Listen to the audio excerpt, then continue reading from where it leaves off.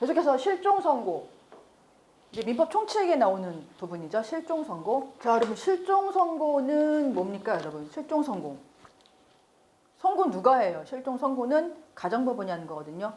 자, 우리 실종선고라는 게 뭐냐면 부재자의 생사불명 상태가 일정 기간 동안 계속된 경우. 근데 여기 실종선고에서는 1년과 5년이에요. 그 기간이. 그래서 그 기간 동안 계속된 경우에는 그 사람을 둘러싼 법률관계를 그대로 두면 안 되겠죠. 그래서 확정시켜야 되니까 가정법원이 선고를 해요. 일정한 당사자가 청구를 해서 가정법원이 실종선고를 내려줍니다. 그래서 어떻게 돼요, 여러분? 선고를 받으면 그 사람은 사망한 것으로 본다예요, 여러분. 본다. 그렇죠? 사망한 것으로 의제한다. 이건 무슨 말입니까, 여러분? 여기서는 우리 지문 1번 보면 추정이라고 돼 있죠. 이제 실종 선고를 받은 사람은 사망으로 간주를 해요. 이건 다시 말하면 무슨 말이냐면 여러분 반대 사실이 있어도 그걸 반대 사실로 뒤집을 수 없다는 얘기예요. 그럼 어떻게 해야 될까요? 실종 선고 받은 자는 다시 실종 선고를 취소해야 됩니다, 여러분. 실종 선고 취소를 통해서 그 사람이 다시 법률관계를 부활시켜야 됩니다. 어쨌든 그래서 실종 선고라는 거는 일정 기간 동안 그 생사불명 상태가 계속된 경우에 가정법원이 실종 선고를 내려줌으로써 사망한 것으로 본다, 의지한다라는 게 실종 선고죠. 그래서 실종 선고와 관련해서는 우리가 민법 29조, 27조에서 규정을 두고 있어요. 민법 27조부터 28, 29조까지가 이 실종 선고와 관련된 규정입니다.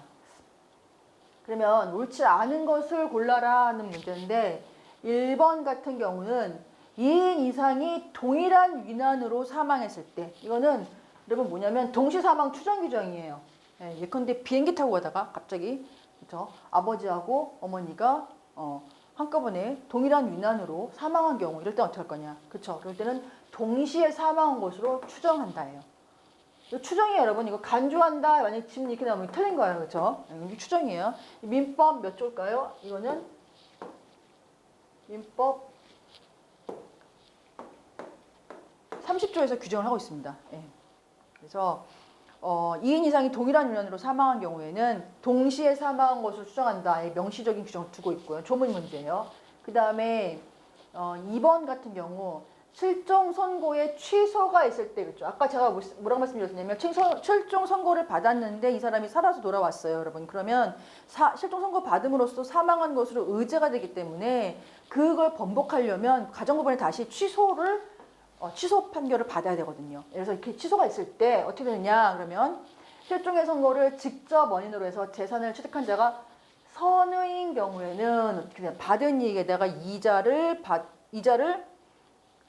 붙여서 반환하고 손해가 있으면 이를 배상하고 악의인 경우에는 받은 이익 현존하는 데서 반환할 의무가 있다. 옳지 않은 것. 여러분 이거 조문 문제거든요.